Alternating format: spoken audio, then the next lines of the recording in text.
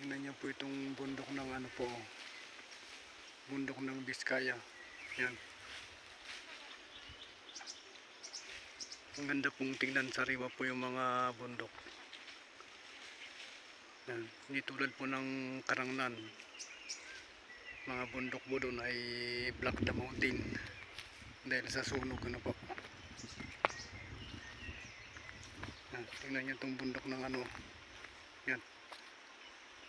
Punong-puno po ng mga kahoy. Ganyan man ang sana sa atin sa Karangnan. Kanang tignan. Yan, bundok-bundok lahat yan. Punong-puno po ng mga kahoy. Nandito pa ako sa